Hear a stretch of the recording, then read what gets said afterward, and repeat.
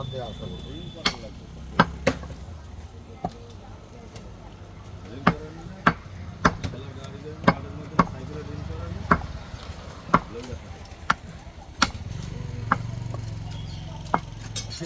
ছেলেটা মানুষ বলছে না বললা ও বললি আরটা বেশি ভাগাইতে কেই নাই দিতে তাই কইনি আর আজকে ভালো গরু তাই আর ভালো গরু দিদি ভাই এই রান্ডা ইকুটি নিয়ে দিন মুরগি কিনে কি করবি 300 টাকা কেজি না কই ভালো ফেটে